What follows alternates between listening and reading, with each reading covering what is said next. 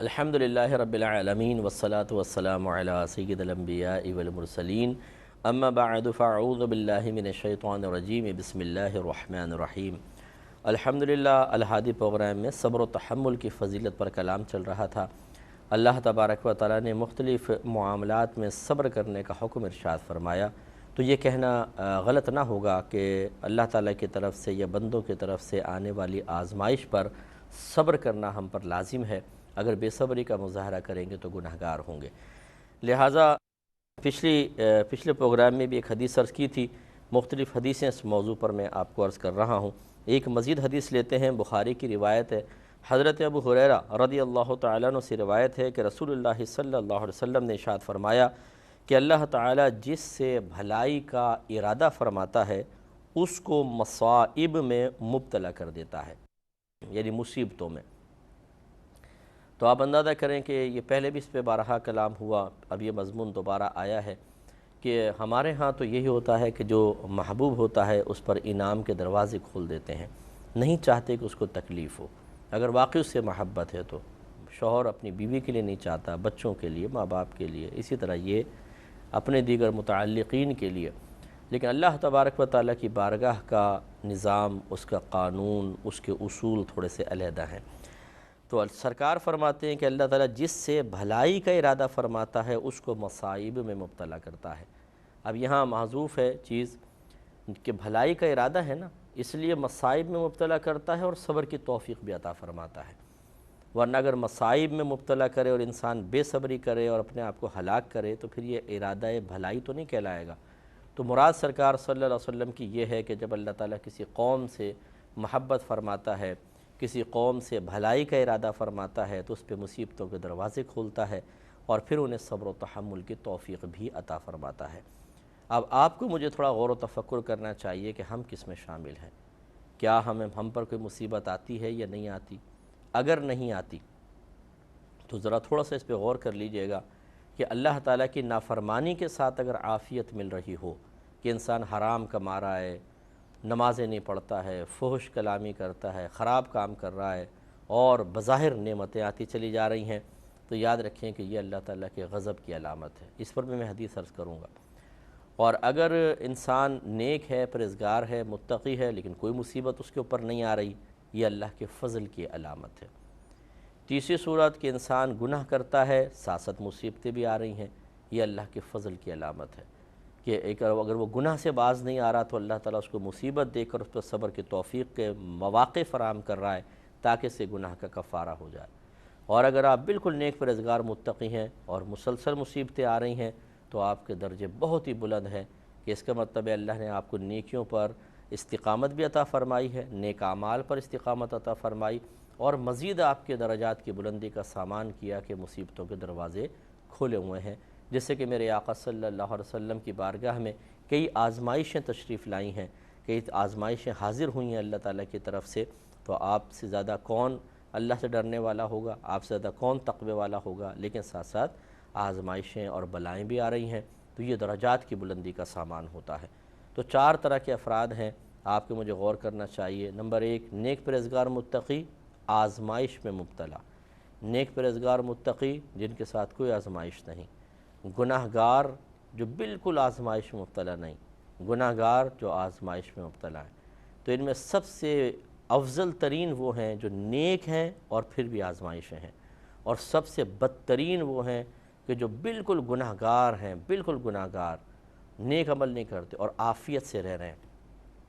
یہ سب سے خطرے میں ہیں اور اللہ تعالیٰ کے قہر کی علامت ہے۔ اس لیے جب کوئی مصائب اور آلام آئیں تو اس پر شکوہ شکایت کے بجائے صبر و تحمل کا مظاہرہ کرنا چاہیے۔ ایک روایت دیکھیے کہ نبی کریم صلی اللہ علیہ وسلم، یہ ترمذی کی روایت ہے، حضرت ابو ہریرہ رضی اللہ تعالی عنہ ہی اس کے راوی ہیں، رسول کریم صلی اللہ علیہ وسلم نے ارشاد فرمایا کہ مومن مرد اور عورت کی جان، اولاد اور مال پر متواتر مصیبتیں آتی رہتی ہیں، یہاں تک کہ وہ اللہ تعالیٰ سے اس حالت میں ملاقات کرے گا کہ اس کے ذمے کوئی گناہ نہیں ہوگا۔ تو یہ کس قدر خوبصورت بات سرکار نے بیان فرمائی کہ ہماری جان پر، ہماری اولاد پر اور ہمارے مال پر پے در پہ مصیبتیں آتی رہیں گی۔ جو ان پہ صبر و تحمل کرتا رہے گا اللہ تبارک و تعالیٰ اس کے گناہوں کو مٹاتا رہے گا، حتیٰ کہ جب یہ اللہ تعالیٰ کی بارگاہ میں پہنچے گا تو وہاں نام اعمال میں کوئی بھی گناہ نہیں ہوگا۔ اس لیے معلوم یہ ہوا کہ نبی کریم صلی اللہ علیہ وسلم کی اس بتائی ہوئی حدیث پاک کے مطابق آزمائشیں ہم پر تسلسل سے آتی ہی رہیں گی۔ اب یہ ہماری سمجھداری ہے کہ ہم ان اقوال پر یقین کرتے ہوئے، ان احادیث پر کامل یقین کرتے ہوئے اپنے آپ کو میدان محشر میں ہلکا کرنا چاہیں یا بھاری رکھنا چاہیں، ہماری مرضی ہے۔ اگر ہلکا کرنا چاہیں یعنی بالکل ہم گناہوں سے پاک و صاف ہو جائیں تو صبر کریں، نہ زبان پہ شکوہ آئے، نہ قلب میں شکوہ آئے، نہ اللہ سے ناراضگی پیدا ہو، نہ بغاوت ہو، اللہ کی رضا پر راضی رہیں، انشاءاللہ آخرت میں بالکل نام اعمال گناہوں سے پاک و صاف ہوگا۔ اور اگر اللہ نہ کرے، نہ چاہیں تو پھر خوب شکوے کریں، خوب شکایت کریں، خوب اللہ تعالیٰ سے لڑائی جھگڑا کریں اور اس کے لیے اس کے مقابلے میں بغاوت کا مظاہرہ کریں۔ نتیجہ نکلے گا مصیبتیں تو جو اللہ نے فیصلہ فرمایا ہے مصیبتیں تو آتی ہی رہیں گی، لیکن نتیجہ نکلے گا کہ میدان محشر میں گناہ کم نہیں ہوں گے بلکہ اس بے صبری کی وجہ سے اور بہت سارے گناہ بڑھ جائیں گے اور انسان کو حساب دینا بہت ہی مشکل ہو جائے گا۔ اس لیے ذرا کوشش کرنی چاہیے کہ اگر ہم صبر کریں تو بہت ہی بہتر ہے، بے صبری کا مظاہرہ کرنے سے کوئی فائدہ نہیں ہوتا ہے۔ ایک اور بہت بہترین روایت ہے، اور یہ میں نے ابھی تھوڑی دیر پہلے بھی میں نے عرض کیا تھا کہ 4 طرح کے لوگ ہوتے ہیں۔ بعض وہ جو بالکل عافیت کے ساتھ رہتے ہیں لیکن گناہ بھی بہت زیادہ ہے، تو یہ سمجھتے ہیں کہ شاید اللہ تعالیٰ ہمارے گناہوں کو نظر انداز کر رہا ہے، اسی لیے تو انعامات مل رہے ہیں۔ جیسے آپ سود خوروں کو دیکھیں، رشوت خوروں کو دیکھیں، یا مطلب جو حکومتی عہدوں پر فائز ہو کے لٹیرے بنے ہوئے ہیں، لوٹ رہے ہیں ملکی خزانے کو، اور کوئی گرفت نہیں ہو رہی، کوئی پکڑ نہیں ہو رہی، تو وہ سمجھتے ہیں کہ شاید کوئی ہماری نیکیاں کام آ رہی ہیں، یا ہماری ذہانت اتنی ہے کہ معاذ اللہ ثم معاذ اللہ ہم نے اللہ تعالیٰ کی تدابیر کو بھی فیل کر دیا ہے۔ یعنی ایسی فرعونیت ذہن پر طاری ہو جاتی ہے کہ انسان اپنے زوال سے بالکل بے خوف ہو جاتا ہے اور یہ سمجھتا ہے کہ بس جیسے دنیا میں عافیت سے رہے ہیں آخرت میں بھی مزے آئیں گے، لیکن ایسا نہیں ہے۔ اس کے برعکس دوسرا گروپ ایسا ہوتا ہے، نیک ہے، پرہیزگار ہے، متقی ہیں، آزمائشیں آتی چلی جا رہی ہیں، شیطان ان کو بہکانے کی کوشش کرتا ہے کہ دیکھو تمہاری نیکیوں کا فائدہ کیا ہے، تم نمازیں پڑھتے ہو، گناہ نہیں کرتے ہو، کسی کے ساتھ برائی کا ارادہ نہیں کرتے ہو، پھر بھی اللہ تعالیٰ تمہیں مصیبتوں میں مبتلا کرتا جا رہا ہے، یہ ہے اللہ کا انصاف۔ تو وہ بھی بعض اوقات متزلزل ہو کے اس طرح کر لیتے ہیں، ایسا نہیں ہونا چاہیے۔ ان دونوں کے لیے یہ حدیث بہت ہی بہترین ہے۔ حضرت انس رضی اللہ تعالی عنہ سے روایت ہے کہ نبی کریم صلی اللہ علیہ وسلم نے ارشاد فرمایا کہ جب اللہ تعالیٰ کسی بندے کے ساتھ بھلائی کا ارادہ فرماتا ہے تو دنیا ہی میں اس کو جلد سزا دے دیتا ہے، اور جب کسی بندے کے ساتھ برائی کا ارادہ فرماتا ہے تو گناہ کے باوجود اس کی سزا روک رکھتا ہے یہاں تک کہ قیامت کے دن اسے پوری سزا دے گا۔ نبی اکرم صلی اللہ علیہ وسلم نے یہ بھی فرمایا کہ ثواب کی زیادتی مصائب کی زیادتی پر موقوف ہے، اور اللہ تعالیٰ جب کسی قوم سے محبت کرتا ہے تو اسے آزماتا ہے، پس جو خوش رہا اس کے لیے اللہ تعالیٰ کی رضا ہے،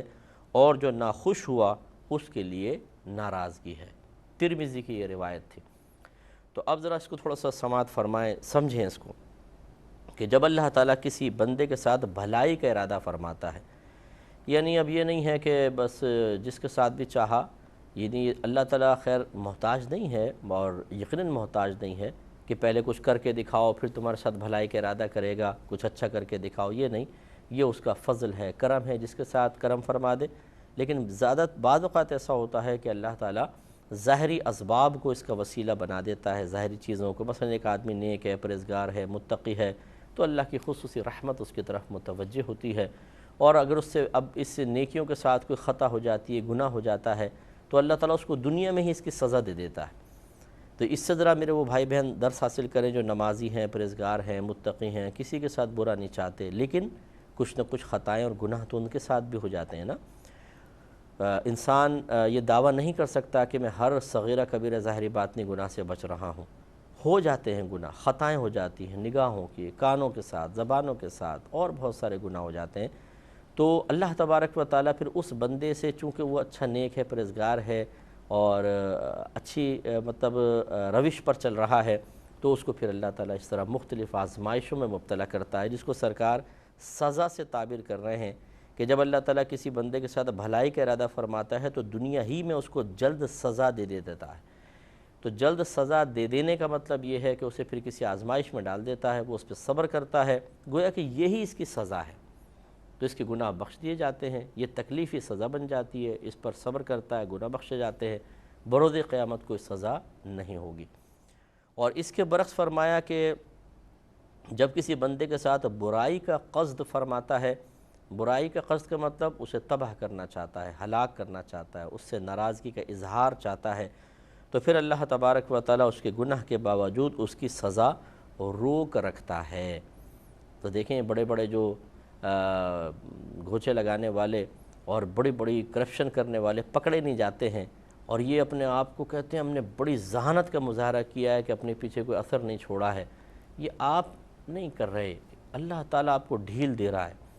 بروز قیامت اس ایک ایک پائی کا جب حساب دینا ہوگا تو پتہ چلے گا کہ کس قدر مشکل تھا یہ لوگوں کا لوٹا ہوا پیسہ جو آپ نے کھا لیا، حرام ہے، وہ اس کا حساب دینا کتنا مشکل ہے۔ تو جتنے یہ گناہگار قسم کے لوگ جو عافیت میں ہیں کہ گناہ کر رہے ہیں، صحت بہت اچھی ہے، کوئی بیماری نہیں ہے، کوئی پریشانی نہیں ہے، کوئی غم نہیں ہے، جو کام کرنا چاہتے ہیں، سورسز ہیں، افرادی قوت ہے، سیاسی پارٹیوں سے بڑے لنکس ہیں، آرام سے سارے کام ہو جاتے ہیں، ایک فون پر کام ہو جاتے ہیں، تو انہیں دنیا میں تو کوئی سزا محسوس ہوتی ہی نہیں ہے۔ تو اس کا مطلب یہ نہیں ہے کہ آپ کی نافرمانیوں کو نظر انداز کیا جا رہا ہے، بلکہ میرے آقا صلی اللہ علیہ وسلم فرما رہے ہیں کہ جس کے ساتھ اللہ برائی کا ارادہ فرمائے، جس کو ہلاک کرنا چاہے، تباہ کرنا چاہے، اس کے ساتھ پھر یہ معاملہ ہوتا ہے کہ اس کی نافرمانیوں کے باوجود اللہ اس کو نعمت دیتا ہے۔ اس میں ذرا شوہر حضرات ذرا تھوڑی سی توجہ فرمائیں، شوہر حضرات خاص طور پر، کہ جو اپنی بیویوں پہ ظلم کے مرتکب ہو رہے ہیں۔ کتنے لوگ ایسے ہیں جن کو میں جانتا ہوں، بہنیں بیچاری خواتین فریادیں کر رہی ہوتی ہیں کہ نہ شوہر نان نفقہ دیتا ہے، نہ حقوق زوجہ ادا کرتا ہے، نہ اپنے ساتھ رکھتا ہے، ویسے چھوڑا ہوا ہے، میکے میں چھوڑا ہوا ہے، خود باہر ہیں، آوارہ گرد عورتوں سے رابطے ہیں، شرابیں پی رہے ہیں اور خوب منہ کالے کر رہے ہیں، لیکن اس کو طلاق بھی نہیں دے رہے۔ اب وہ کہتی مجھے طلاق دے دو، مجھے خلع دے دو، مجھے چھوڑ دو، وہ تیار نہیں ہے چھوڑنے کے لیے۔ تو ایسے حضرات، اور پھر ان کے لیے آسائشیں، وہ باہر جس عورت کو چاہے قریب کر لیا، جس کے ساتھ چاہے زنا کر لیا، شرابیں پینا آسان، پیسہ کمانا آسان، کیونکہ باہر بینیفٹ مل رہے ہیں، بے روزگار ہے تو بھی اس کو کوئی غم پریشانی نہیں ہے، تو وہ سمجھتا ہے کہ شاید مجھے سب کچھ حاصل ہو گیا ہے۔ آپ کو سب کچھ حاصل نہیں ہو رہا، آپ کے ہاتھ سے سب کچھ نکلتا چلا جا رہا ہے، یہ بھی آپ کو احساس نہیں ہے۔ کتنے عرصے زنا کر لوں گے، کتنے عرصے شرابیں پی لیں گے، کتنے عرصے اپنی بیویوں پہ ظلم کر کے گزار لیں گے، کتنے عرصے آپ کو آسائشیں ملیں گی۔ موت تو آئے گی، اور اتنی گندی موت آئے گی کہ آپ تصور نہیں کر سکتے، اتنی دہشتناک اور عبرتناک موت ہوگی کہ آپ کے لیے ہاتھ اٹھا کر کوئی دعائے بخشش و مغفرت کرنے والا بھی نہیں ہوگا۔ یہ ہو سکتا ہے کسی کی بچی کو آپ تنگ کریں، کسی کی بہن کو آپ اس طریقے سے تنگ کریں، تو اس لیے یا تو رکھیں ساتھ، اگر نہیں رکھتے تو اس کو چھوڑ دیں۔ تو ایسے بہت سارے لوگ ہوتے ہیں کہ جو بیویوں کو آزمائشوں میں رکھا ہوا ہے، انہیں ایک امتحان میں مبتلا کیا ہوا ہے، جو اللہ نے ان کو ایک اختیار دیا تھا کہ خلا یا طلاق کا اختیار مرد کے ہاتھ میں رکھا تھا، وہ اس کو ناجائز طور پر استعمال کر رہے ہوتے ہیں اور خود سکون سے رہ رہے ہیں۔ وہ سمجھتے ہیں کہ مجھ پہ اللہ کی عنایت ہے، یہ عنایت نہیں، اللہ کا غضب ہے۔ میدان ابھی تو آپ دیکھتے رہیں، دنیا کے اندر اس کا تو خیر عذاب ظاہر ہو جاتا ہے، اور پھر موت کے وقت دیکھیے گا، پھر اس کے بعد جب آپ قبر کے اندر پہنچیں گے تو آپ کی چیخیں سننے والا کوئی نہیں ہوگا،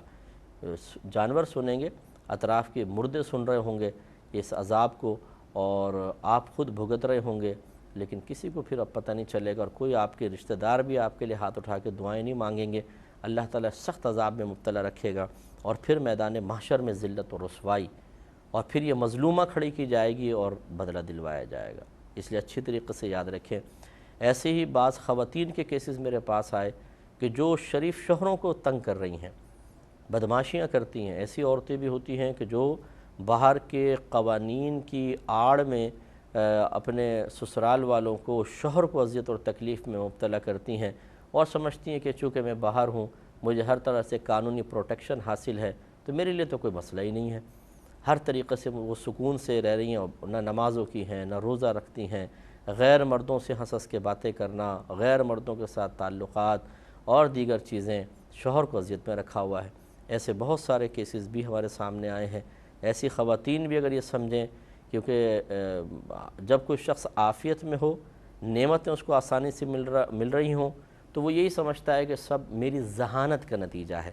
یہ آپ کی ذہانت کا نتیجہ نہیں ہے، بلکہ اللہ کے قہر کا نتیجہ ہے کہ اللہ تعالیٰ نے ہر چیز آپ کے لیے آسان کر دی ہے۔ اس کا خمیازہ بھی بھگتنا ہوگا اور بہت شدید بھگتنا ہوگا۔ اس لیے اللہ کی بارگاہ میں توبہ کریں اور کسی کو کم از کم اپنی ذات سے تکلیف تو نہ پہنچائیں۔ اگر سکون نہیں پہنچا سکتے، تکلیف بھی نہ پہنچائیں۔ اور اگر آپ سمجھتے ہیں کہ سکون تو پہنچا نہیں سکتا ہوں، باعث تکلیف بن رہا ہوں، تو دوسرے کو تکلیف سے نجات دے دیں۔ سب سے بہترین یہ ہے، یعنی اگر عورت ہے تو شوہر کو اس سے طلاق لے کے اس کو چھوڑ دے، اور اگر شوہر ہے تو وہ بیوی کو طلاق دے دے۔ اگر وہ چاہتی ہے، نہیں رہنا چاہتی، یا آپ اسے تنگ کر رہے ہیں مسلسل، تو بھائی اس طرح کسی کی بچی کو لٹکا کر چھوڑ دینے سے کوئی فائدہ نہیں ہے۔ کتنے ظالم شوہر ایسے ہیں، میں پھر اس کو اعادہ کر رہا ہوں، کہ جو بیویوں کو کہتے ہیں کہ ایسی رہے گی، نہ تجھے کسی سے شادی کرنے دوں گا، نہ اپنے ساتھ رکھوں گا۔ تو آپ کی بدماشی ہے۔ اس کا مطلب ہے کہ آپ یہ سمجھتے ہیں کہ معاذ اللہ ثم معاذ اللہ پوری قدرت آپ کے ہاتھ میں آ گئی ہے، جس کے ساتھ جو چاہے کرنا چاہے کریں، آپ کو اس کے بدلہ نہیں دینا پڑے گا۔ یہ معلوم ہوگا، یہ اکڑ جو ہے نا، یہ تکبر جو غرور ہے، یہ کس طریقے سے آپ کو چاروں شانے چت زمین پہ گرا کے آپ کے منہ کو خاک آلود کرے گا، یہ وقت بتائے گا، اور اس وقت پھر پچھتانا کوئی نفع نہیں دے گا۔ تو ایسے بہت سارے لوگ ہوں گے جو ہماری اس قسم کی باتیں سن کر غصے میں آ جاتے ہوں گے، تو یہ تکبر بھی اپنے پاس ہی رکھیے۔ ہم پر غصے کا اظہار کرنے سے ہمارا کوئی نقصان نہیں ہوگا، آپ کا غصہ تو مجھ تک پہنچے گا بھی نہیں، تو خواہ جلنے کا کڑنے کا کوئی فائدہ نہیں ہے، خواہ اور اپنے زبان سے بد کلامی کرنے کا کوئی فائدہ نہیں ہے، آپ ہی کا نقصان ہے۔ لیکن ہمارا اگر مشورہ مان لیں گے تو یہ آپ کے حق میں بہت مفید ہے اور احسان مانیں گے۔ اللہ تعالیٰ عمل کی توفیق عطا فرمائے، آمین۔ وآخر دعوانا ان الحمدللہ رب العالمین۔ میرا رہنما کوئی اور ہے